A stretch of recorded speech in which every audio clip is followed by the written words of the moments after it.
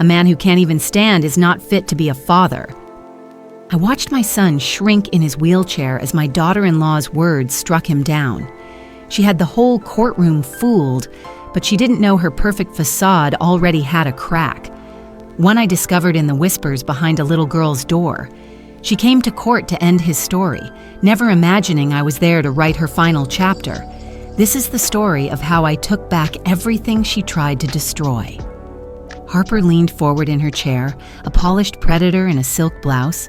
The sterile light of the courtroom caught the diamonds on the new bracelet she wore, a cruel little star. My son, Noah, didn't look up. His world had shrunk to the cold, hard floor beneath his wheelchair, his knuckles white where they gripped the wheels. I watched, I listened, I memorized.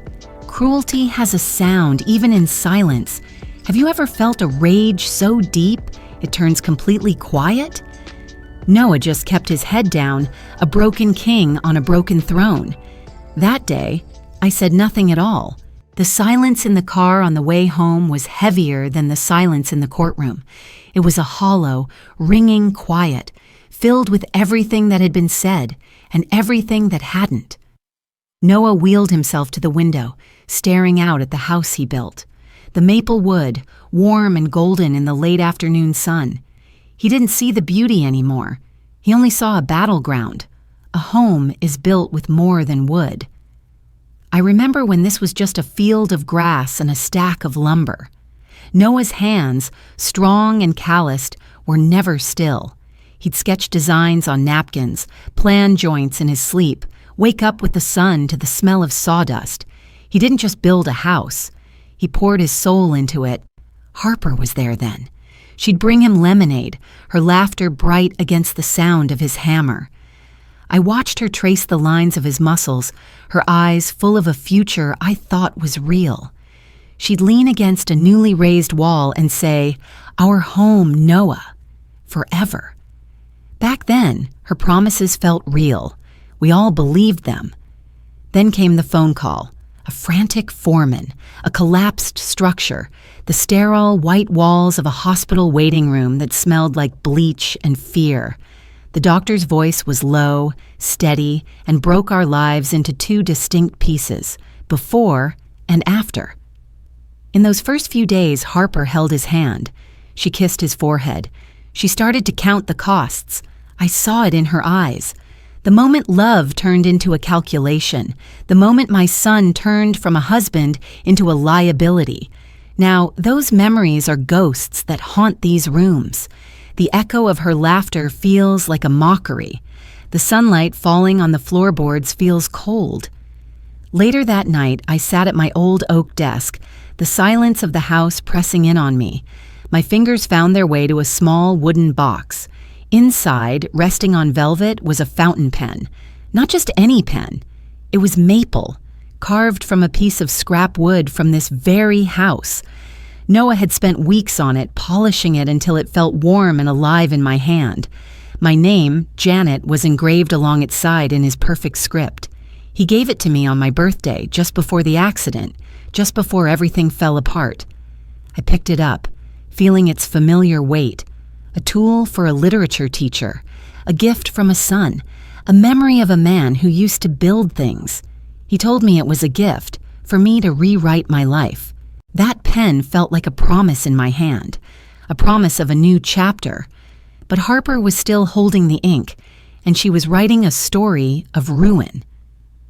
The next wave of attacks came not with a shout, but with the quiet thud of an envelope on the hall floor, a legal notice. Then another, and another. A motion to sell the house, citing Noah's inability to maintain it. A petition to review his finances. A demand for a full psychological evaluation to prove he was an unfit father. She wasn't just leaving him, she was erasing him. The sounds of Noah's life began to fade. The rhythmic scrape of sandpaper on wood from the garage went silent. The scratching of his pencil across sketch pads stopped. He would just sit by the window for hours, watching the trees he'd planted shed their leaves, his chair as motionless as a stone. He was giving up. and that was something I would not allow. So I began my own work. Late at night, after he was asleep, the dining room table became my battlefield. I sat under a single low lamp, surrounded by years of paper ghosts, bank statements, tax returns, credit card bills. I sorted, I scanned, I searched. I was looking for a single crack in the perfect story she had built for the court, a story of a devoted, suffering wife who had sacrificed everything. It was a lie, and lies always leave a trail. For 2 nights I found nothing, just the ordinary, mundane record of a life falling apart. Then I saw it, buried in a credit card statement from 3 months ago after the accident, when money was tightest. One single line item, a charge from a high-end jewelry store in downtown Chicago for thousands of dollars. I remembered the diamond bracelet sparkling on her wrist in court, a cruel little star. She swore to the judge they had no money left, but paper doesn't know how to lie. The receipt was a single concrete fact in a sea of lies, a small, hard piece of the truth. For a moment, holding that slip of paper, I felt the ground firm up beneath my feet. I thought, now, the fight begins on my terms. I was wrong. I had no idea how deep the darkness in my own home had grown, or how far Harper was willing to go. The house was quiet that night, a heavy, listening kind of quiet. Noah was in his room, the low murmur of an old movie barely audible. I was walking down the hallway, the floorboards cool beneath my feet, when I heard it. A sound so small it was almost lost in the silence. A whimper. It came from my granddaughter Mia's bedroom. I stopped, my hand hovering over the doorknob to my own room. I held my breath. It came again, a choked little sob, followed by a sharp, hissing whisper, Harper's voice. I crept closer, my heart turning to a cold, heavy stone in my chest. I pressed my ear to the smooth, painted wood of Mia's door, a trespasser in my own home. "Stop crying." Harper's voice was a venomous whisper, stripped of all its public charm. "The judge won't like it if you cry." "But Mommy," Mia's voice was fragile, trembling. "That's not true. Daddy reads to me every night. He can still play a heavy sigh from Harper, the sound of her moving closer. "Mia, listen to me very carefully. Your father is a very sick man, a man in a chair. You are going to tell the judge that you are scared of his chair, that it makes you sad. You are going to say you want to live with me in a new, happy house. Do you understand what I am telling you?" That was not a mother's voice. It was the voice of something broken, something cruel. In that moment, standing in the dark hallway, every ounce of sorrow I had felt for the woman my son had married evaporated. Every memory of her laughter, her promises, her kindness. It all burned away. Have you ever felt a rage so pure, so absolute it becomes perfectly calm? My grief turned to ice. Then it turned to steel. I did not burst in. I did not scream. I did not confront the monster poisoning my granddaughter's mind. An old teacher knows you don't win by revealing your strategy. You win by letting your opponent make the final, fatal mistake. She had finally crossed a line that had no return. I backed away from the door, my movements slow, deliberate, silent. I walked back to my room, the echo of Mia's muffled sobs following me like a ghost. I didn't turn on the light. I walked to my desk where the wooden box sat waiting. I opened it.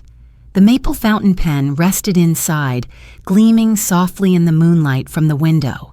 A gift from my son. A tool for a writer. A beautiful hollow piece of wood. Hollow with a tiny pinprick hole near the nib. Hollow with a button disguised as a simple brass ring. Hollow and designed to hold not ink, but a memory. A digital one. I took the pen in my hand, its weight familiar, but its purpose now transformed. It was no longer a memory of the past. It was a key to the future. I walked back down the silent hallway. I stood near Mia's door once more, but this time I didn't listen with my ear. I stood in the shadows, perfectly still, and raised the pen. She thought no one was listening. But she didn't know my son's gift was made to hear everything. The recording on that pen was a cold, hard stone of truth. I saved the file. I duplicated it. I hid it away. The rules of the game had just changed, and now it was my turn to play. Grief is a fog that clouds everything, but a rage this deep, this quiet, it's a lens. It makes everything perfectly, terribly clear. My first call was late, after midnight. The number belonged to an old friend, a man named David who had been the best paralegal I ever knew before he retired. His voice was gravelly with sleep, but he listened. I didn't tell him everything. I just told him a name and a lie about a diamond bracelet. "Follow the money, Janet," he'd said, his voice waking up. "It never lies. It just gets quiet." So I did. I descended into a rabbit hole of digital records and public filings. For 3 days, my world was the blue glow of a laptop screen in a dark room. I searched property deeds. I cross-referenced corporate ownership. I connected names to addresses and addresses to companies, pulling on the single thread of that jewelry store receipt. And then I found him. A name tied to a real estate group that owned the building the jewelry store was in. Mark Renshaw. A man with a charming smile in his business photos and a reputation for turning empty lots into luxury high-rises. And, I would soon discover, a reputation for other things too. As I worked, a new tension began to creep into the house. Harper grew restless. My quiet composure seemed to unnerve her more than any argument could have. She started watching me. Her eyes would follow me as I made coffee, as I checked the mail. She thought she was being subtle. Paranoia is a loud and clumsy thing. One afternoon, a technician came to the house. "For the security system," Harper announced brightly, a little too brightly, "just to make sure we're all safe." I saw the small black cameras appear, one in the living room, one in the kitchen, tiny blinking eyes in the corners of our lives. I knew they weren't for burglars, they were for me. And I decided to give her something to watch. That evening, I sat at the dining room table, directly in the camera's view. I spread the credit card statements out in front of me. I picked up the phone and pretended to call my lawyer. I kept my voice low but clear enough for any microphone to hear. "It's just this one charge that bothers me," I said to the silent phone. "From Vancroft Jewelers. I just can't imagine where the money came from." I watched. I waited. I listened. It took less than 5 minutes. I heard her bedroom door click shut upstairs. She had taken the bait. I walked silently to the base of the stairs, my hand in my pocket, my own recorder now active. Her voice was a panicked whisper, carrying through the still house. "Mark, she knows," she hissed into her phone. "She found the receipt for the bracelet." I don't know how, but she knows. I had her. Both of them. I walked back into the living room and looked directly into the cold black lens of the camera she had installed. I didn't smile. I didn't move. I just let her watch me. She wanted to keep an eye on me. A very, very big mistake. The day of the final hearing arrived not with a storm, but with a cold, clear sky. Harper sat across the aisle, radiating confidence. She wore a crisp, white suit, the picture of wronged innocence. Her lawyer had just finished a long, soaring speech about her sacrifice, her pain, her unwavering devotion to her daughter. She gave him a small, appreciative smile, then glanced at Noah, a final dismissive flicker of contempt in her eyes. And then she looked at me, a smug, triumphant little smirk. That was her last mistake. I stood up. The scraping sound of my chair on the polished floor seemed unnervously loud in the quiet room. Her lawyer frowned. The judge looked over his glasses. "Mrs. Miller?" "Your Honor," I said, my voice perfectly level. "I have a few items I believe are relevant to the court." It was time. I started with the finances. I placed a copy of the credit card statement on the witness stand. I pointed to the charge from Vancroft Jewelers. Mrs. Miller has testified under oath that their finances were depleted. Could she explain this purchase, made 3 months after my son's accident? Harper didn't flinch. She had a lie ready. "It was a gift," she said smoothly, from a sympathetic friend, a small kindness in a dark time. Her lawyer nodded sagely. I nodded too. A gift. I see. I didn't challenge her. Not yet. I just let the word gift hang in the air, a small, imperfect note in her perfect symphony of lies. Then I moved to her character as a mother. Your Honor, we've heard testimony about Mrs. Miller's deep love for her daughter, Mia. I paused, then looked directly at Harper. Her smile tightened. I would like to play for the court a recording of that love in action. Her lawyer shot to his feet. Objection! Where did this recording come from? It's inadmissible. The judge looked at me. Mrs. Miller? I reached into my bag and placed the maple fountain pen on the stand, the one my son had made. The recording came from this, Your Honor. A gift from my son. I pressed the small, hidden button, and the courtroom filled with the sound of Harper's venomous whisper, coaching a crying child to lie. The room erupted in gasps. Harper's face went white. That's not me. It's a fake. It's been edited, she stammered, her voice shrill with panic. Is it? I asked quietly. Because I have another recording. This one was made just last week. I looked at the judge. Perhaps Mrs. Miller could explain who Mark is and why she was telling him that I had found the receipt for the bracelet. Her own trap had closed. The color drained from her face. She looked at her lawyer, but he had no answers. He just stared at the pen on the stand as if it were a snake. The judge's face was like thunder. He didn't need any more from me. He looked down at the small girl sitting in the front row. Mia, he said, his voice now gentle. Could you please come up here for a moment? Harper made a small, strangled noise, but she was powerless to stop it.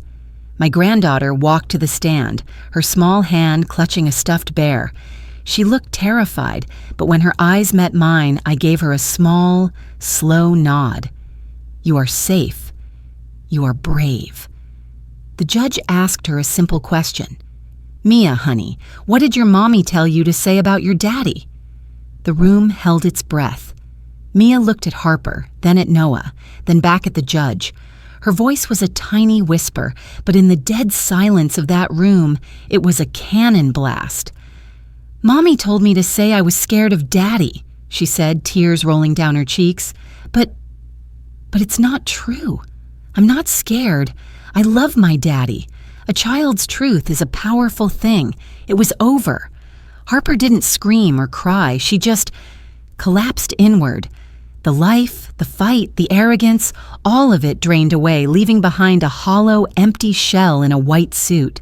She stared at nothing, her perfect mask shattered on the floor. Justice isn't always loud. Sometimes it's just a child's whisper. We walked out of the courthouse and into the afternoon sun. I remember blinking, the light feeling unnaturally bright after the dim, wood-paneled courtroom. Noah was beside me, his hand resting on Mia's shoulder. He was quiet, but his shoulders were straight for the first time in a year. Harper vanished, not in a dramatic storm, but like a puff of smoke. We heard she left the city, that Mark Renshaw had cut all ties the moment the verdict was read. She became a ghost in her own story, a footnote in ours. We never spoke her name again. My fight was over. The silence I had held for so long was no longer a weapon. It was just peace. Months have passed since that day. Autumn has turned the maple leaves in our yard to fire and gold. The house feels different now. It breathes again. This morning, I was in the kitchen, and I heard a sound I thought I might never hear again, a soft, rhythmic scraping of a knife on wood. I looked out the window into the backyard. There was Noah sitting in his chair under the great maple tree. Mia was on a small stool beside him, her face a perfect mask of concentration. He was teaching her how to carve. His hands, strong and steady, gently guided hers around a small block of pine. He showed her the grain. He taught her the pressure. He helped her find the shape.